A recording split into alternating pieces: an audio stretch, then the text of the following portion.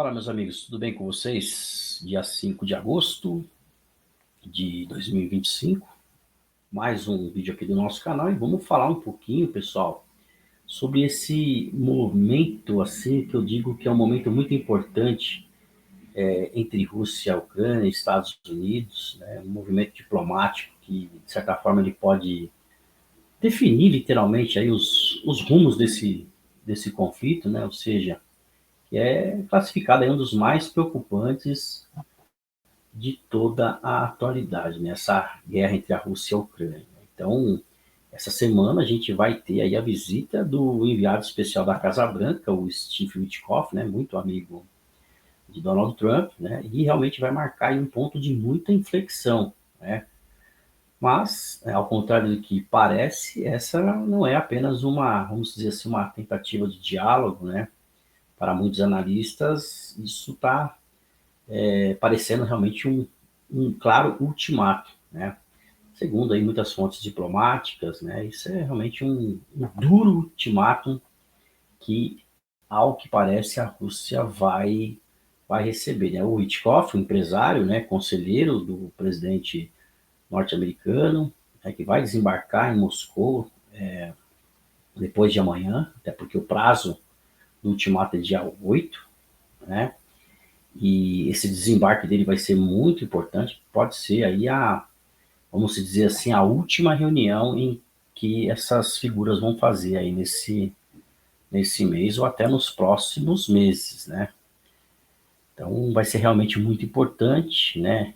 Ou a Rússia, literalmente, vai aceitar as condições propostas pelos Estados Unidos, né, para início de conversas concretas, né, pessoal? Não essa enrolação toda que está acontecendo e que a gente vem acompanhando aí, que os russos só estão enrolando para o efetivo cessar-fogo. Ou vai ter que enfrentar literalmente as sanções econômicas e dessa vez vai ser sanções econômicas aí na casa dos 100%. Né? Segundo os analistas, a visita dele vai literalmente ser um ponto final, ou seja, um ponto final nessa linha diplomática que vem se estendendo aí por vários e vários meses, enfim, é o que nós estamos observando. E o prazo, como eu disse, dia 8 de agosto. Né? Para você ter uma ideia, né? Para vocês terem essa ideia, o pacote apresentado por Witkoff, que não, de certa forma, não foi oficialmente divulgado, mas as informações obtidas, né, por muitas fontes, eu estava fazendo algumas pesquisas aí, e a primeira delas, que a gente pode destacar aqui nesse vídeo, né, a interrupção imediata das ofensivas russas nas regiões de Kharkiv, Zaporizhia, permissão para corredores humanitários sob supervisão internacional e também a aceitação de uma rodada de negociações de Genebra com a participação direta dos Estados Unidos e também da União Europeia. Eu acho que, sinceramente, vai ser muito difícil. O que, de certa forma, está parecendo aí, agora parece que os russos estão sentindo que as sanções serão bem duras, né? E ao que tudo indica, parece que pelo menos os ataques aéreos parece que vão ser suspensos, mas só parece, né, pessoal? Só parece, né? Caso a Rússia não concorde com as exigências que Donald Trump apresentou, né, até o dia 8 de agosto, o governo dos Estados Unidos realmente vai retalhar em 100% sobre os produtos estratégicos russos, né, que são, vamos dizer assim, a alavanca principal da máquina de guerra russa, que é o petróleo e o gás, né, não apenas para as empresas americanas, lógico, mas também para os países aliados que continuam comprando energia russa. É claro que se tiver alguma empresa americana sonhando em fazer isso aí, tá lascado. Agora tem os outros países aí que estão, vamos dizer assim, com a corda no pescoço, no caso da China, no caso da Índia e no caso de um país que a gente conhece bastante, chamado Brasil. Né? A ameaça dessas sanções secundárias afeta diretamente países como Índia, Turquia e até mesmo os países da Europa Ocidental, que todos esses países aí também, de certa forma, têm os navios ali fantasmas, né? Que acabam comprando o petróleo russo bem com preço lá embaixo, acaba depois revendendo, né? Então, são esses países aí também, né? Isso colocaria Moscou diante de um isolamento econômico muito mais profundo, né? Muito mais severo, com literalmente um impacto direto sobre o orçamento da guerra do Kremlin, né?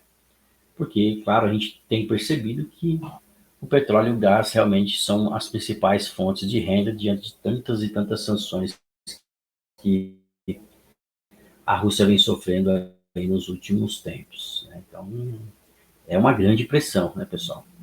Para um governo que tem essa dinâmica russa, né, esse governo russo que apresenta sempre uma questão de fortalecimento, né, interno, né, a figura do presidente Putin é uma figura que ela tem que ser forte, né, porque ela não pode ser uma figura fraca, né, ceder a essas pressões americanas literalmente significaria abrir mão de obra, né, vamos dizer assim, a mão de obra e a mão literalmente de uma ofensiva, vamos dizer assim, militar, mas num momento em que as tropas russas, elas, de certa forma, elas vêm fazendo alguns avanços pontuais. Então, o grande perigo, vamos dizer assim, internamente, é ceder aí essas exigências dos Estados Unidos, né? Além disso tudo que eu mencionei, aceitar os termos poderia ser interpretado como sinal de fraqueza interna. Imagina, pessoal, que nem eu estava falando para vocês, né? Um país que tem essa figura tão forte do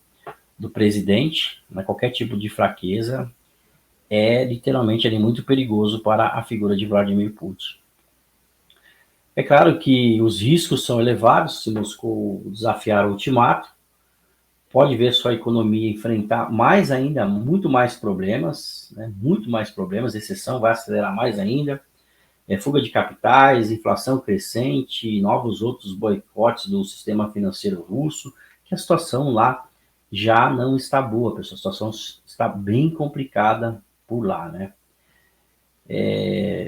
Na Europa, né, os europeus observam essa visita aí do Witkoff com muito ceticismo, né? Diplomatas alemães e franceses temem que os Estados Unidos estejam elevando demais o tom, né, arriscando empurrar a Rússia ainda mais para o eixo sino-iraniano, né? Quem diria, né, pessoal, o Irã literalmente engajado, envolvido aí com esse processo todo da guerra da Ucrânia, né? Já não basta com relação a Israel, enfim, agora esse envolvimento total, né? Já na capital Kyiv, né, o governo ucraniano vê com bons olhos a possibilidade de um cessar-fogo supervisionado, mas teme que um acordo, de certa forma, mal estruturado congele literalmente o conflito sem restaurar essa integridade territorial do país que é, de certa forma, muito importante, né? Os ucranianos estão sofrendo demais com essa guerra, né? Na prática, esse ultimato de Washington literalmente põe o mundo diante de uma, vamos dizer assim, uma bifurcação muito delicada, né? Uma diplomacia muito arrojada, né? Muito mais forçada e, claro, uma escalada econômica, né? Muito grande, né? A escolha do enviado especial, né? Do Witkoff, surpreendeu muitos analistas porque ele não é um diplomata de carreira, né? Ele tem um histórico lá como um homem, um magnata do setor imobiliário, com conexões do círculo privado de Donald Trump. E, claro, Donald Trump, há muitos e muitos anos, é amigo de Witkoff, desde quando eles eram, vamos dizer assim, mais pobres, se a gente pode dizer, né? Que hoje são bilionários, né? Mas esse empresário ele demonstrou ter carta branca, literalmente, de Donald Trump para apresentar esse plano, né, de paz condicionado aos russos, né? Muita gente dizendo aí que o Witkoff ele tende a puxar aí para os russos, né? Eu ainda, de certa forma, encaro que não seja desse jeito, mas há muitos analistas que dizem que ele tem de uma tendência a puxar mais para o lado russo, né? Eu não entendo dessa maneira, né? Isso mostra que os Estados Unidos estão buscando usar o capital econômico como principal arma de pressão, né? E evitando aí uma escalada militar direta, mas sem abdicar da força política que sua economia exerce sobre os aliados rivais, né? Se a Rússia rejeitar, né, pessoal, se ela rejeitar essas condições, né, se ela rejeitar essas condições impostas, o cenário é de uma escalada de sanções, assim, com uma entrada em vigor de tarifas muito pesadas, né, e que literalmente aí vai começar no mês de agosto. Pessoal, estou falando para vocês que o mês de agosto é um mês muito decisivo, né, não só para a guerra na Ucrânia, mas também um mês assim até para Israel e também outros conflitos em andamento aí. Empresas ocidentais que ainda não operam na Rússia poderão ser obrigadas a encerrar suas atividades.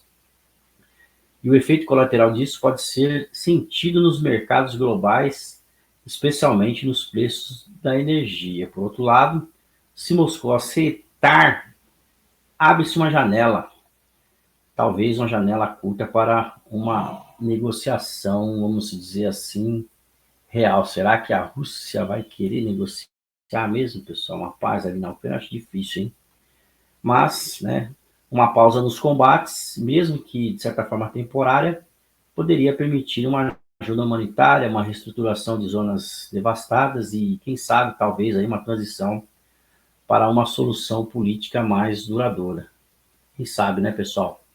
O mundo agora literalmente vai assistindo esse jogo de tabuleiro, né, no geopolítico, né, esse jogo de tabuleiro geopolítico, esse tabuleiro extremamente complexo, né, onde que essas peças elas vão se movendo e muitas vezes a gente observa que algumas peças elas aparentando às vezes ser muito fracas, de repente elas possuem um poder muito grande, né? Então a gente nunca pode duvidar de mais nada na geopolítica, porque tudo pode acontecer. Então realmente o dia 8 de agosto agora pode marcar o início de um novo capítulo de paz forçada ou de um total isolamento reforçado. Tudo depende da resposta de Moscou.